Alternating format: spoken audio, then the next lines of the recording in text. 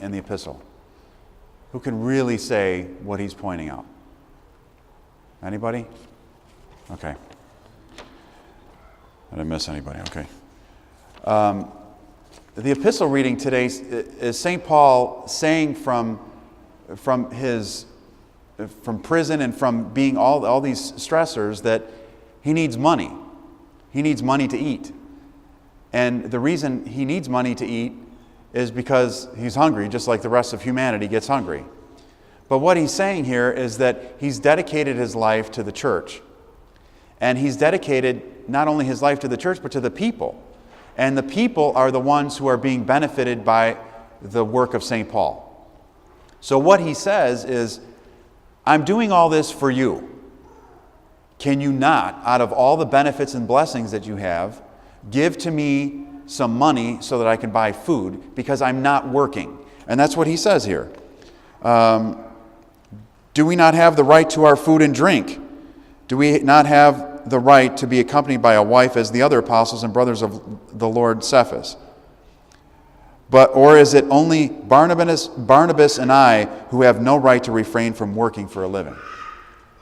It's unfair is what he's saying. He's saying that he needs to eat, and he's giving these blessings to the people, but they're not giving anything back. So he's saying, out of all the blessings, later here, if we have sown spiritual good among you, is it too much if we reap your material benefits? He's saying, is it too much to ask you to give some money so that we can eat? Out of all the benefits that we're giving you, is it too much to ask for that back? Nevertheless, we have not made use of this right, but we endure anything rather than put an obstacle in the way of the gospel of Christ. So what he says there is, if you're not going to give us anything, we're still going to do the same thing. We're just going to be hungry. That's what he's saying here. Keep that in the back of your mind as we go to the gospel. The gospel is the parable of the person who owed debts.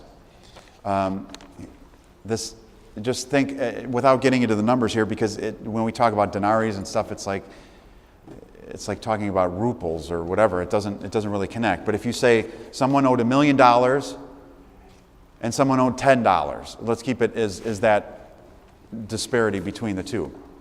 The person who owes the million, the master comes to him and says, is there humming somewhere? I hear humming.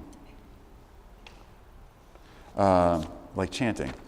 But I think it's coming from the back, maybe. Hopefully it's not just coming from here. But maybe it's coming from the choir loft of the saints who are singing, and it's only for me. But it stopped, so I'm guessing it came from the back. The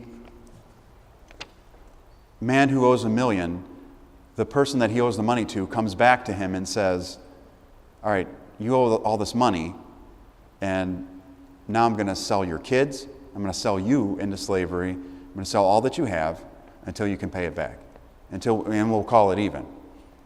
So the man breaks down and says, I lose my family for the debt that I owe. And then he says, I forgive you, the landlord, God, the landowner, says, I forgive you the debt. And he's like, oh, okay, great. So then he goes out to the person who's $10 and he grabs him by the throat and says, you owe me $10. And the guy's like, I don't have $10 on me. All right, you're going to jail until you come up with the $10. Now, anyone who knows when you go to jail, you're not making money that you made on the outside of jail, unless you have a different profession that got you in jail in the first place, and then who knows. But he's in jail, and now the word gets back, because that's what happens. That word gets everywhere about everything, right? We all know each other's laundry and all that kind of stuff, unfortunately, because gossip is the cancer that continues to beset our church. But he hears back, and they say, well, did you hear what he did to that guy who owed him $10? So God, again, in this story, comes down and says, what did you do? Why did you put him in jail for $10? Now I'm going to put you in jail until you can pay back your $1 million, which is impossible. We all know that's impossible. And then Christ says, if you do this, to other people, I'm going to do it to you, and it's going to be significantly worse than the lack of forgiveness that you're going to give somebody else. But how do these two readings tie together is the key, because that's the message that's kind of embedded in the texts. And the message that's here is we don't appreciate what we have, number one, and we don't appreciate what God continues to give us and what we're supposed to give to others. Okay, and that's a bunch of different ways that those crisscross. The lack of appreciation of God's gifts. Now, you have St. Paul, right? St. Paul was martyred, for those who may not know. He was put in jail. He had physical maladies. He was ostracized by his friends, his family, everybody, because he became a Christian. And he became the one who everyone, the Christians, feared, to the ones that the non-Christians feared afterwards. That's why they put him to death. But he's there and he's working so hard.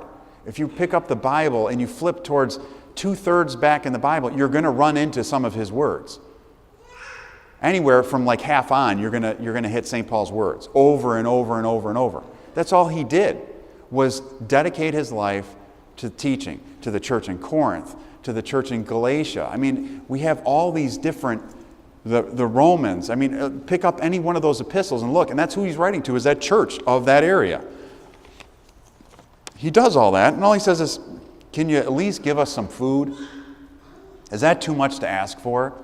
And you know, it's interesting too, because when the priest speaks about stewardship, he's always the bad guy. Oh, the priest is asking us for money.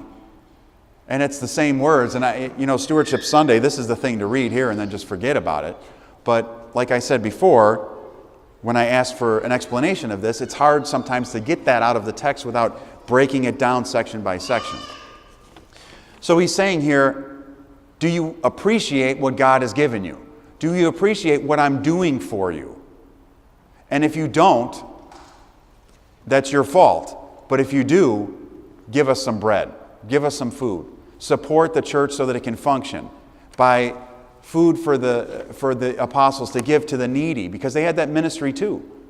It's the same thing on the early level of the church. But the problem he's talking about is that no one really appreciates or knows what they have.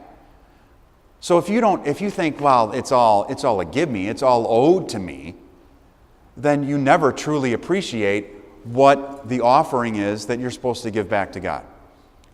Likewise, in the gospel reading, he's saying that this man received forgiveness beyond what anyone would be willing to forgive. And I guarantee that, because if you have a mortgage, call your bank and say, hey, would you be willing to forgive my mortgage? And it's probably nowhere near the amount of money that this man owed. It's not going to happen. You can't even get past a cable bill or a phone bill, right? Nobody's going to just forgive you and say, oh, that's okay. God's mercy and forgiveness surpasses anything that we could possibly imagine. But again, even with experiencing that mercy and forgiveness, we have this tendency to go out and expect that we are going to act differently than what God has shown to us. That lack of appreciation of what God has given to us. So what is the church saying to us today is you have to really dig into what God has given you. Appreciate it. Give back. Give back not only of the gifts that God's given to you, but more importantly, give back of the mercy that God's given to you. Many of you have been delivered from situations that you know are beyond your control. And you know that because you come to the point where you realize, there's nothing I can do. I realize I'm worthless, I'm pointless, that I can't do anything without God. And then that focus comes, I have to focus on God, and then what happens? God picks you up and delivers you. And then what happens?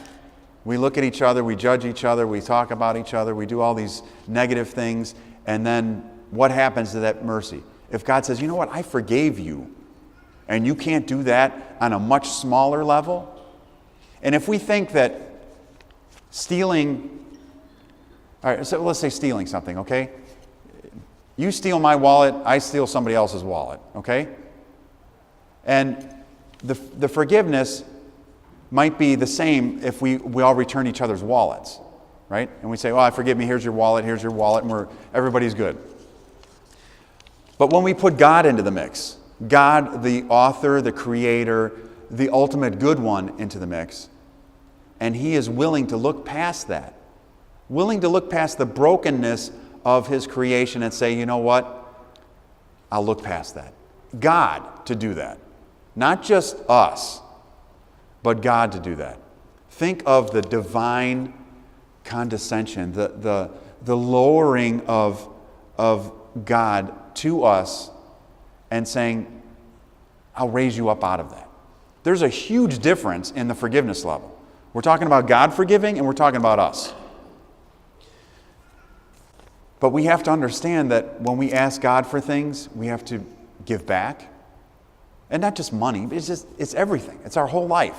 We say, let us commit ourselves and one another and our whole life to Christ our God. That's what we say in the liturgy. And if you say it and you don't appreciate it or you don't mean it, then don't say anything and do something else with your day. But if you're going to be in the liturgy and you're going to say these things, adhere to them. If you're going to say, Lord, have mercy, on what? On you, right? We say that all throughout the liturgy. Lord, have mercy, Lord, have mercy, Lord, have mercy. But we're not merciful to other people. What is it? It's a one-sided give me, and take, and I'll give nothing back. I won't show any mercy. I won't give anything holy back to God. I won't give anything that's mine back to God because it's all owed to me. And you know who the first example of that was? The devil. It's all owed to me. I want to be the greatest. And what does God do? He said, you're out. You're done. Go out. And what does He do now? He torments us with that same mentality. It's owed to you. You're better than somebody else. You need to go to your boss and say, I'm better than that guy. That guy does this. He does that. That person does this. My neighbors are this. I'm better than them. Look at this. My plants are better. My house is better. My job is better. My intelligence is better. My family is better. My clothing. Everything. It's all that all day long, everywhere you look, throughout the world. That's all we see, is the comparisons and the judging. But now it's for us as Christians, if we're really Christians, that's the key.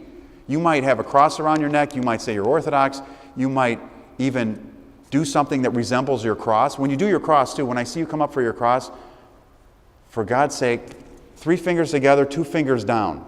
All right? Down. Not up, not this, not banjo. 3 up, down, name of the Father, Son. That's what you do. All right? If you can't do it that way, don't do it. But do it properly. But if we're going to call ourselves Christians, we have to share the mercy, we have to share the love, we have to share the gifts of God. But first of all, we have to appreciate that.